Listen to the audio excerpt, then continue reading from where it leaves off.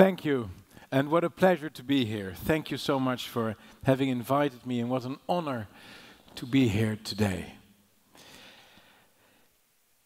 The Sweden Democrats, to us, feel often not just like a sister party, but also a little bit like an older brother.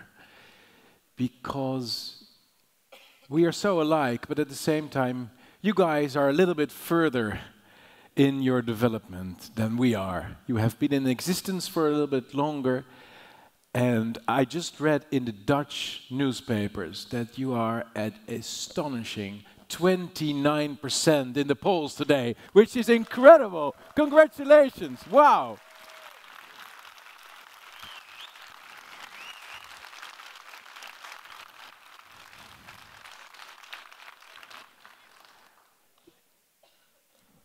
So, older brother, fighting for the old and free Sweden of yore. Fighting against the new Sweden that decades and decades of social democrats have created in lieu of that old and free Sweden. You are the only ones fighting for that free Sweden, and you're brave enough to fight that battle. And to fight the downfall of Sweden, to fight against it, a downfall which even the politically correct media in the Netherlands are not ignoring anymore. We hear the news reports of what's happening in the neighborhoods in Malmö and the immigration situation in your country, and it's terrible to read about it, and it makes me even more proud to be here today to encourage you, because the fight you're fighting is necessary.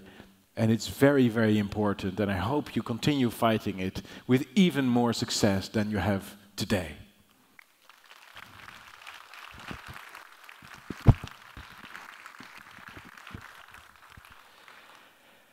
As the Forum for Democracy, we know, just as much as you do, that if nothing changes, the situation will be just as dire in the Netherlands as it is in Sweden today, in a mere couple of years. Your party is not just ahead of us, your country seems to be ahead of us as well. We see, when we look at Sweden, we see a situation that we are trying to avoid happening in the Netherlands. Every couple of weeks, we are already hearing news reports in the Netherlands of groups of immigrant youth randomly beating up Dutch children. Attacks fueled by hatred against us, hatred towards what we represent. We have given these immigrants everything, and yet so many of them hate us for it. They view us as weak. We have become doormats. This demographic change is hollowing out our democracies. Because one cannot truly have a functioning democracy without the social cohesion that is embodied in the same shared national values. And if those national values are no longer shared by a significant part of the population, if your nation state gradually falls apart, your democracy falls apart as well. The fundamental idea underlying democracy is that political competition is a competition of ideas. But if you lose the sense of national cohesion, political competition inevitably becomes tribal instead of idea-based. It becomes a census, it becomes a battle for demographics. And that is a very dangerous trend that we are witnessing in every European country today. Meanwhile, the welfare state as we know it is being hollowed out due to these immigration trends. The overwhelming share of social security benefits are transferred to non-Dutch, and yet the socialist parties still do not understand you cannot have your cake and eat it. You cannot have mass immigration, open borders, and a welfare state at the same time. They are fundamentally incompatible.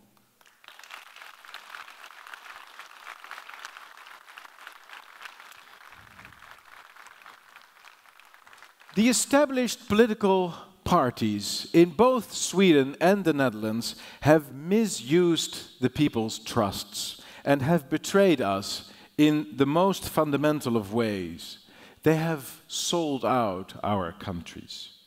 The unprecedented project of mass immigration has completely jeopardized our safety and our security on the streets, and our educational system, our villages are falling apart, and public safety can no longer be guaranteed in so many parts of our countries.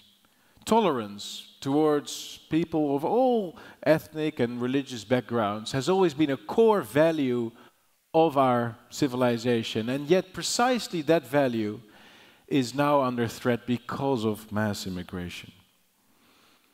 There are neighborhoods where Europeans are unwanted and unsafe. People of different sexual persuasions are no longer safe in our streets. The liberty of women is greatly endangered by the new trends that are a direct consequence of mass and uncontrolled immigration. And it is this demographic transition, this slow but sure siphoning away of our societies being identifiably Dutch or Swedish, that the elites of our age have brought upon ourselves. It is a transition, it is a willed transition that they're dreaming of. And it's not just this transition that they're furthering. It's not just a demographic and cultural transition. It's not just the siphoning away of our national identities that they are transitioning about. They're also transferring our sovereignty to Brussels, a process they perceive as a necessary and benevolent transition to an inevitable continental super-bureaucracy. They also wish to spend billions of euros and kroner on irrational climate policies, another transition. Indeed, transition, it is the fundamental idea in the mind of those currently holding power, from old to new, a further stage in history. It is the basis of their cultural Marxist mindset. They are furthering the necessary course of history. They want a transition, demographic transition, climate energy transition, a sovereignty transition, and also an architectural transition. We, as conservatives, know in our hearts that we are the heirs and defenders of what one can see in, for example, Stockholm's stunning Gamla Stan neighborhood. Every alley, every church, every house breathes the spirit of the West. It is our heritage. It is what we believe in. It encompasses what we descend from and what we want to defend. In the walls, we see inscriptions of those who centuries ago made an effort to create something, a church, a school, a house, something that will forever last. They aimed to pass it on, not just to us, but to our children and grandchildren. It is our duty to preserve it. Traditional architecture represents, in every respect, the opposite of the philosophy of transition, the opposite of the philosophy of the left. It is therefore no coincidence that our elites have done almost everything imaginable to destroy our ancient cities in Europe and to disfigure our skylines, to destroy the historical streets and the facades and the beautiful architecture that so characterizes European identity.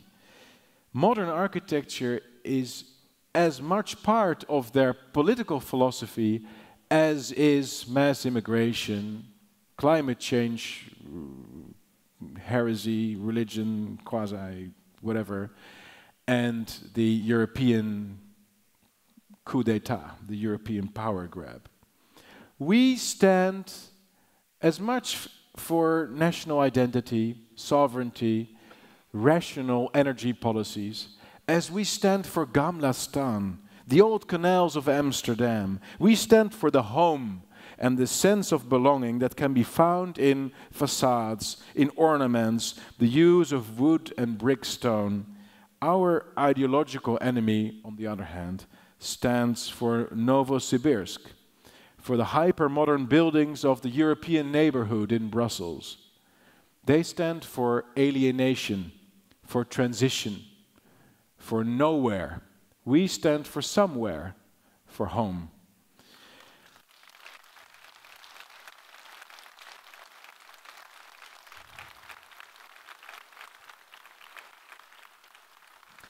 Now, my view is that in Sweden, as much as in the Netherlands, the establishment parties have sort of simulated political conflict. They have pretended to think very differently from one another. The center-right in the past decades has, especially during election time, presented themselves as fundamentally different from the so-called center-left parties. And what we've seen in the past couple of years is that these differences, if any, are either empty election promises or so small as to exist only at 3 digits behind the comma. The center-right in practice has proven to carry out almost exactly the same policies as the center-left would have carried out, and vice versa. Just an example, a Swedish example, the supposed right-winger Fredrik Reinfeldt's pathetic call to the Swedish to open their hearts to refugees, or the Liberals and Centre Party happily supporting a left-wing government. The truth is, they don't really differ. Ideologically, they represent the same vision, the same fundamental view of transition. The center-right parties might want to establish it through a little bit more free market economics. The center-left might believe in higher taxes or income equality. But these are, in the larger scheme of things, marginal differences. Neither are serious about the problems of immigration, defending sovereignty, fighting the new environmentalist religion, and the climate clerics.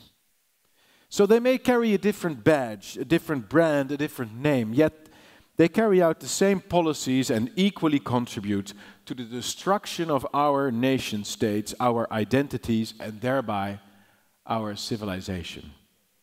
In the Netherlands, the ruling so-called Liberal Party has been carrying out the agenda of the Green Left for the past couple of years. They've opened our borders to unprecedented numbers of non-Western immigrants.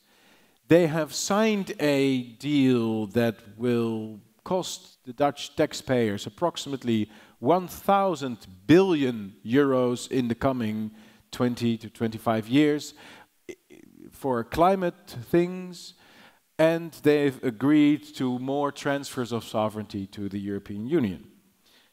They are part of what one might call an ideological cartel. The mainstream parties are part of an ideological cartel that is in fact carrying out a radical, left-wing, cultural Marxist, transitionist agenda. And so it's time for a change, my friends. It's time that we stop apologizing. It's time that we are proud of what we represent, which is in fact a very mainstream, very sensible and very rational agenda. It is time to instill into our nations a renewed confidence, because the lack thereof really is the cause for our current crisis. We have been afraid to be proud of who we are and to defend our values and our wonderful civilization with a smile, as it were. Our ancestors built all of this beauty of the Western world. We are standing on the shoulders of giants. We are the inheritors of the spirit of Jerusalem, the spirit of Athens, the spirit of religion, the spirit of the gentleman. There's so much to be proud of. There's so much to defend.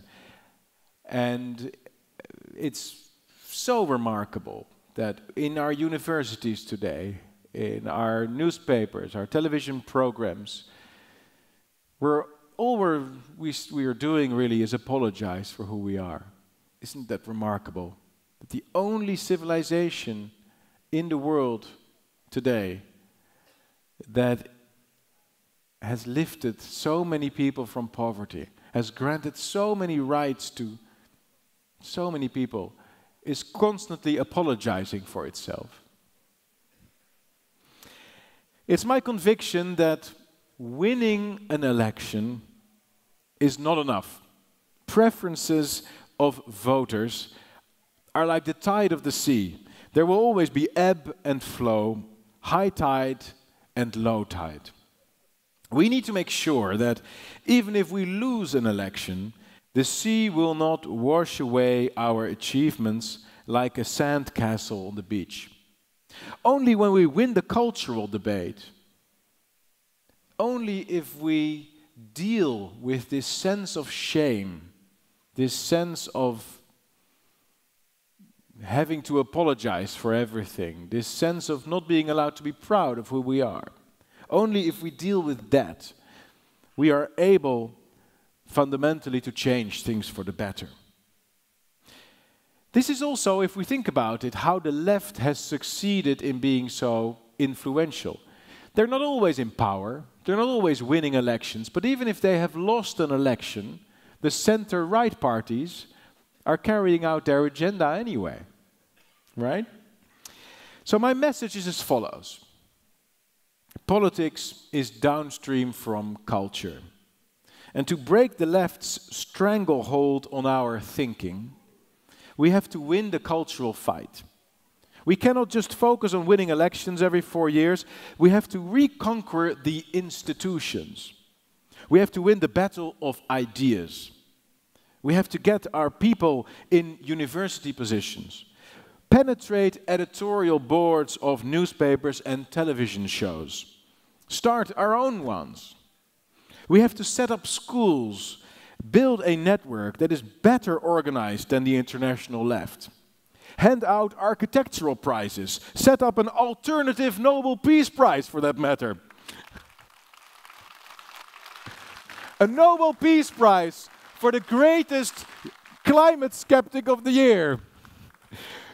We have to become not just political movements, my friends, but cultural movements.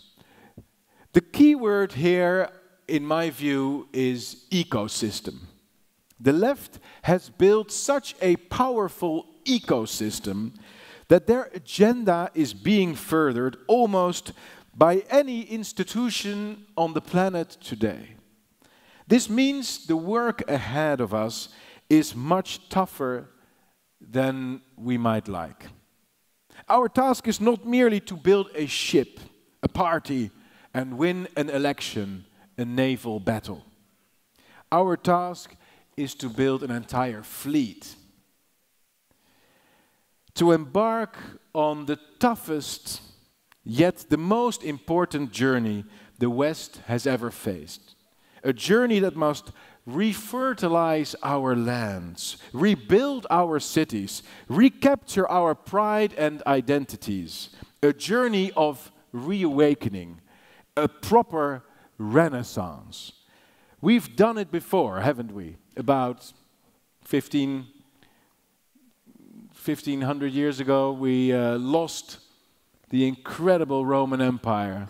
And it took several hundreds of dark ages before we were able to find the roots of our civilization again and make them fertile again and make our continent flourish again.